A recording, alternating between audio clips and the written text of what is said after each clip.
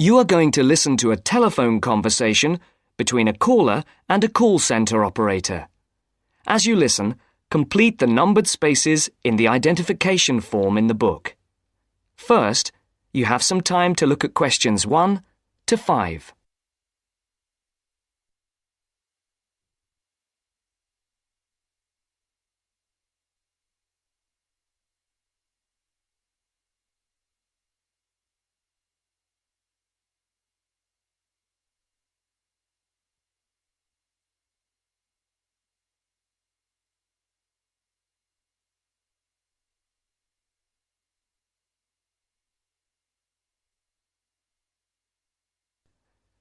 You should answer the questions as you listen, because you will not hear the recording a second time.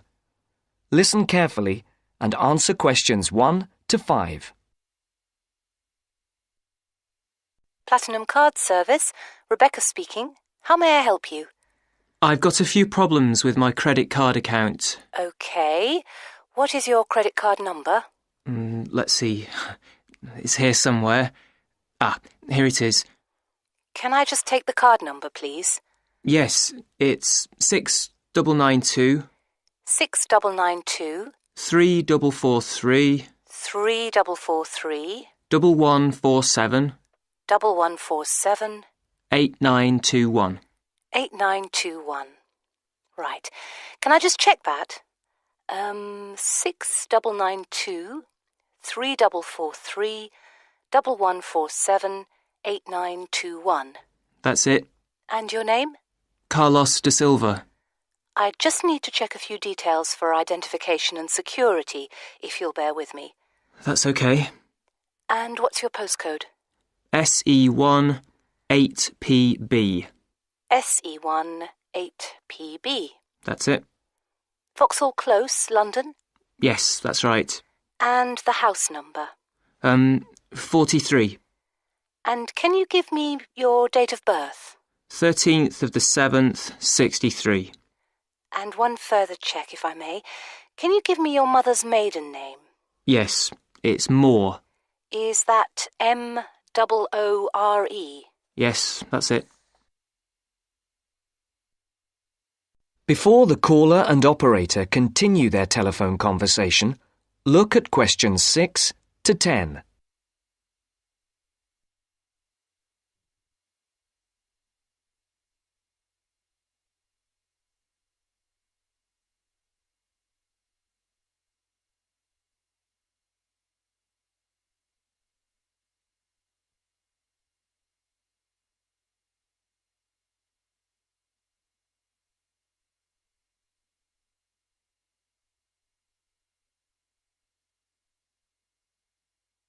Now listen to the next part of the conversation and answer questions 6 to 10. For these questions, there are 3 alternatives: A, B, and C. Decide which alternative is the most suitable answer and circle the correct letter. Yes. Now, can we get on with this? Yes, sir, certainly. I'm sure you'll appreciate that all these checks are necessary for security reasons. So, what exactly is the problem? Problems? Okay. Well, first, your computer seems to have gone mad. I sent you £500 and on the statement for the account it shows that I only paid £300. Yes. The account does only show £300 was paid. Well, I paid the £500 in at the bank and I have my receipt, and my bank statement shows that £500 has been taken from my account. Oh, I see. What I'll do is check with the bank and see what they say. OK. You said there was something else? Yes, as if that wasn't enough. My account shows that £107.27 was paid to a company called Pan Express. I don't know who this is. Let's have a look. Well, it is genuine. I can assure you it's not mine. It was made on the evening of the 12th of May. Maybe it's a restaurant bill you forgot about? There's no way that... Oh, wait, hold on. Yes. Oh, it's okay. I've just realised what it is. It is a restaurant bill. The name of the company is different from the name of the restaurant. My mistake. I'm sorry. That's okay. Was there anything else? I don't know if I dare. What is it anyway? Well, it's, the amount of interest seems to have gone up. If you look at your statement for April, you'll see that the rate went down from 16.27% to 14.99% that month. Oh, yes, you're right. Was that everything? Yes, basically it is. Okay. And can you check my payment? Oh yes, I'll do it. Can I phone you back? I'll be at home for the next 2 hours. I have to leave at 11. Right. What's your number? 020 7989 7182. Hold on. 020 7979? No, it's 7989 and then 7182. So it's 020 7989 7182. Yes, that's it. Okay, I'll phone you straight back. Thanks. Bye. That is the end of part 1. You now have half a minute to check your answers.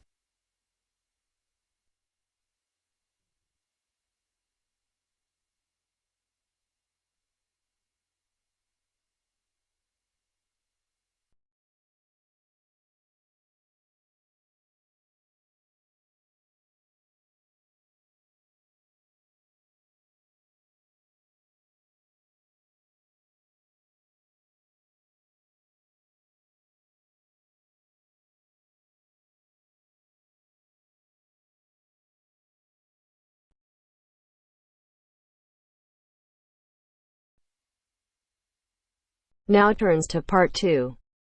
Part 2. You will hear a library assistant talking about the library she works in. You now have 30 seconds to read questions 11 to 15.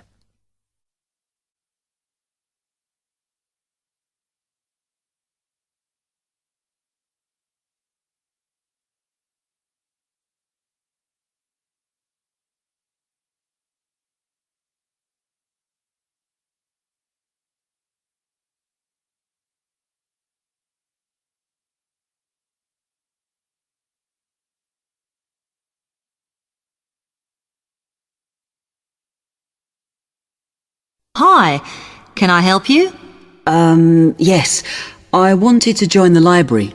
Okay. First of all, let me show you round the library and explain a few things for you. Okay, now we're here at the main entrance. You can see the reception, which is where you bring back and take out books.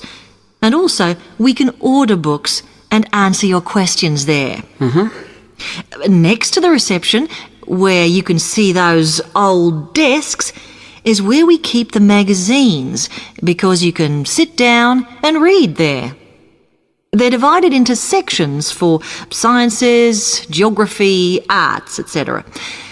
Then, at the back of the library, you can see the section for old books. Next to that is where the books proper start. That used to be the science section, but now on those shelves you'll find the art section. We had a big reorganisation in the summer, which I think has made it clearer. The numbering is standard, so you should be able to find what you want quite easily. However, if you can't find something, it probably means it's been borrowed. Okay, then in the corner next to the reference section is where we thought it was quietest and away from the phones and printers and things, so we've put the study desks there. They all have computer access if you need it for your laptop. We do ask that you don't just read magazines there, though. Okay, then there's the reference section, where you can look up the files. Then, as we come back to the main entrance, is the next section, where we used to have the languages. It got very busy and noisy, so when we moved everything round, we decided to put the law books here. Also, because it's a smaller section, it fits quite well here. OK then, we're back at the main entrance. Over there, by reception, there's a door that goes to the extension. And we have further sections, such as languages and study desks through there. So you could have a look round when we've finished. Then, just between reception and the door here, is where we decided to put the computers. But the computer magazines are in the magazine section, as we found too many went missing here. OK, is that everything? You now have 30 seconds to read questions 16 to 20.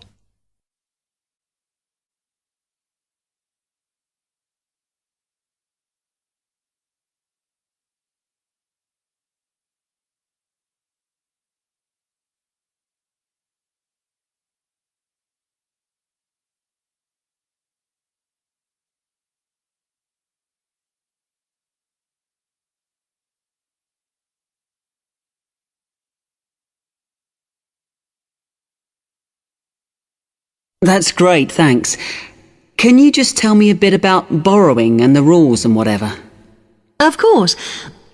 Over the last 2 months, we've been introducing a new system for this, and you can now take books out for 6 weeks. That's generally enough for most people. We usually get books back within 30 days. Of course, you may decide to renew the period. You used to have to come in to get the book stamped because we don't like doing it over the phone, as there's no record of it. But now you can do all that via email. If you do forget to renew, then we do make a charge, I'm afraid. That helps our costs, of course, but we do insist on it. The good news is that there is only one charge. I know some libraries charge £1 for 1 week and then it goes up with each week it's late. We ask for £1.50 as we think that's high enough to stop people being overdue. The other thing you may want to know is what you do about books that are not on the shelves. We do have a system for reserving them. All you have to do is fill in a yellow form behind those blue ones on the desk and give it to someone at reception. We'll let you know when it comes in. Also, sometimes you will need a journal article that we don't have but can get from other libraries. So we offer an ordering service if you need it. Now, if you'd like to fill in this form here.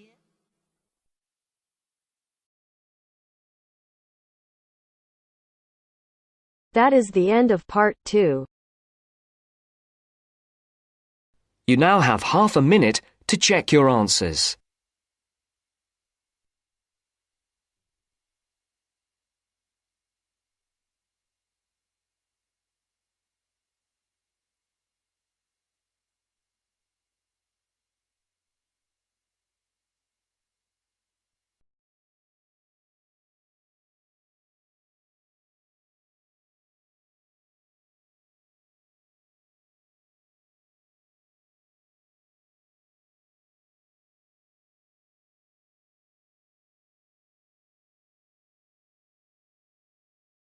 Now turns to part 3. Part 3.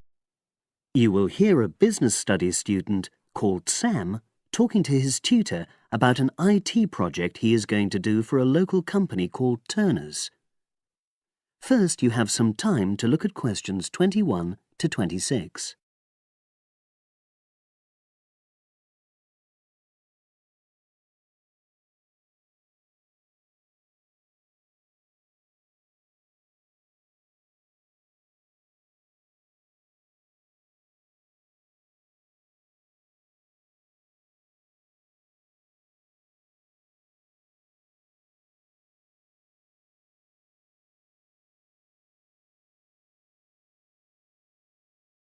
Now listen and answer questions 21 to 26. Hello, Sam. Come in and sit down. Thanks. You're here to discuss your company-based IT project, aren't you? Yes, I've been to see the manager and he's given me a lot of ideas about projects that the company would find useful, but I wanted to ask your opinion about them before I choose one. Yes, that's fine.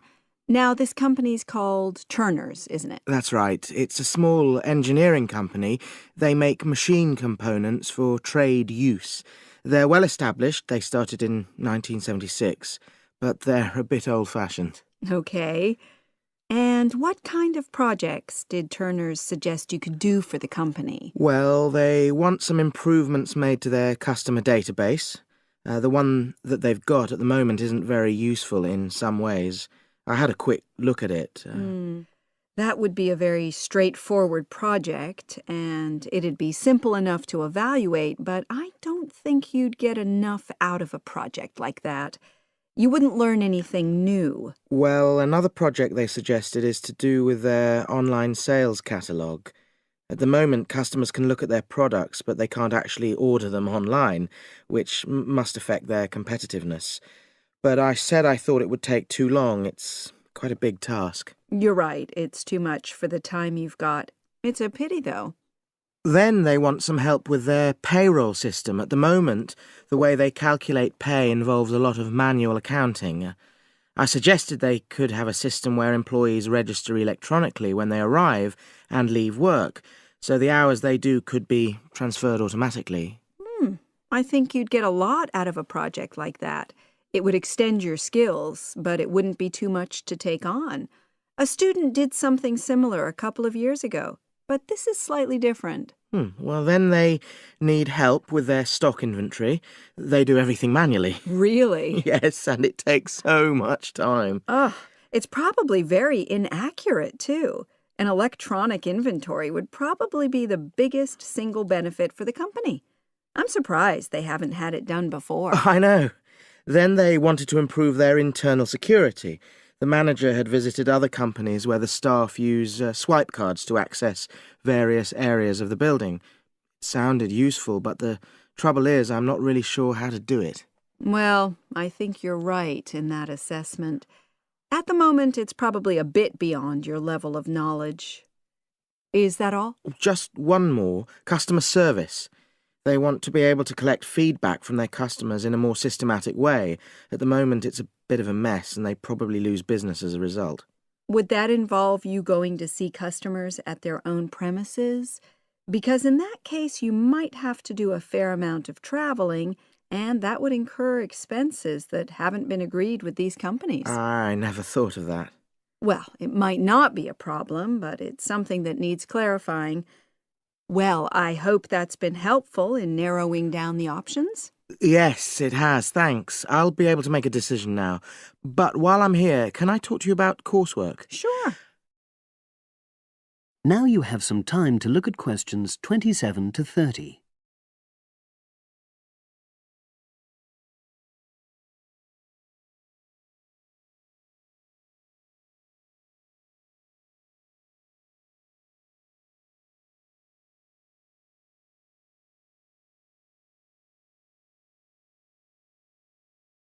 Now listen and answer questions 27 to 30. I'm not very happy about the way our group assignment is working. There are some problems. Oh, dear.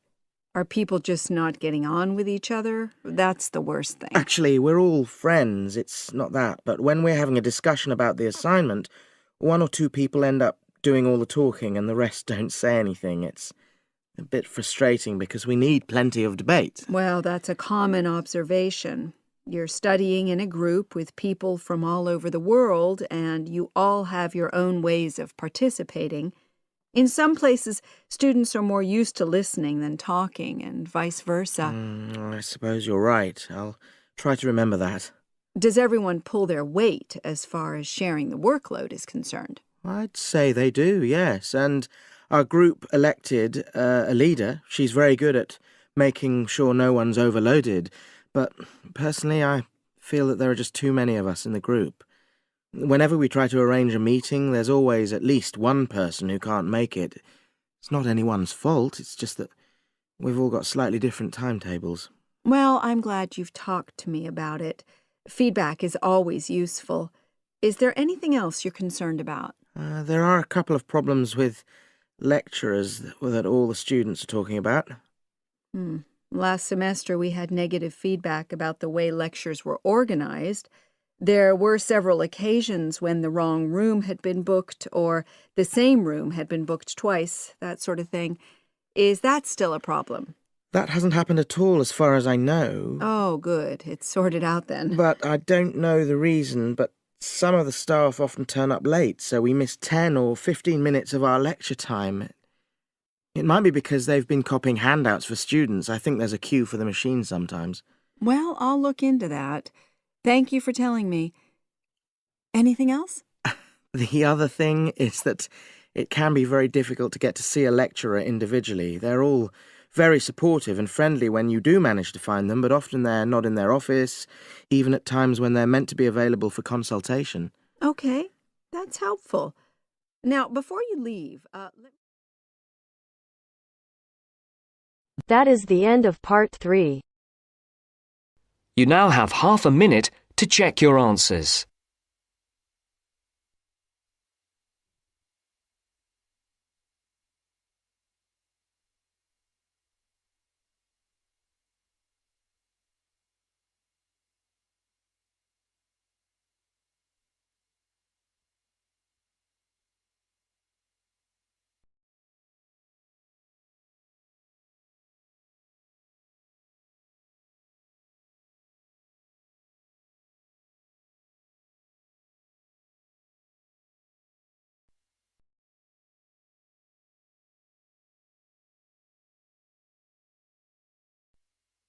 Now turns to part 4.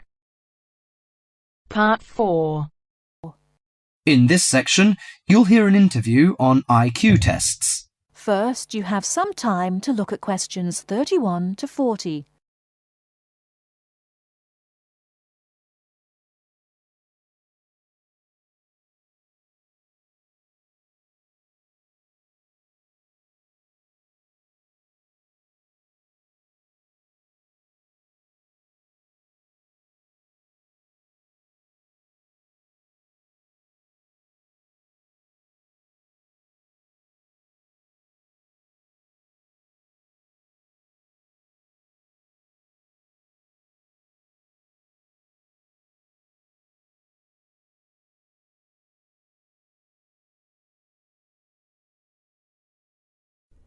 Now, listen carefully and answer questions 31 to 40.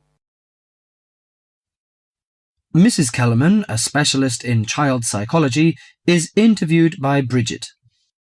Mrs. Kellerman, why is it that some children perform much better than others at school? Obviously, it can't be denied that certain children are brighter than others, but it's not as simple as that.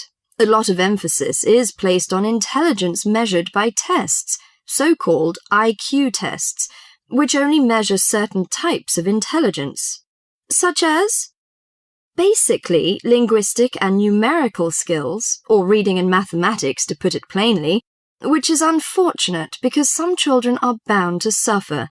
A good example was a friend of mine's son who was kept out of the top class at school because of his average IQ. That's around 100. His father, though he had no idea his son was going to be an architect, always said he was a clever child. Apparently, he was able to picture things in his mind and draw accurately at a very early age. The point is that his university life might not have been so difficult if his ability had been recognized sooner. What you're saying, then, is that some children have abilities that are not easy to measure, that aren't appreciated by many schools. Precisely. And if these schools are not spotted sufficiently early, they cannot be developed. That's why, in my view, there are so many unhappy adults in the world. They are not doing the things they are best at. What are those other kinds of intelligence? How can we recognize them in our children? Well, take musical talent. Many children never get the chance to learn to play an instrument, but while they might not become great artists or composers, they may get a lot of pleasure and satisfaction. Musically gifted children are fascinated by all kinds of sounds, car horns, animal noises, and so on, and they can easily recognize tunes and sing them in key. How can a parent encourage them? Sing to them and teach them new songs. Buy a piano or even a cheap instrument such as a recorder. If you can afford it, send them to music lessons as soon as possible. Play recordings of different instruments to them. What about a child who is good at sport? Could that be described as a form of intelligence? Most certainly. We psychologists call it motor or bodily intelligence. These children move gracefully and handle objects skillfully. A child who finds it easy to take things apart and use various tools may well become an engineer with the right encouragement. We should give them models to make and take them to science museums. However, unless these children are also good with words and numbers, they will probably not do well in school examinations. Is there anything a parent can do to help in this case? Yes, it may be worth spending money on private lessons, but, hardly anyone is good at everything. In my opinion, a child should be judged on his individual talents. After all, being happy in life is putting your skills to good use, no matter what they are. That is the end of part 4.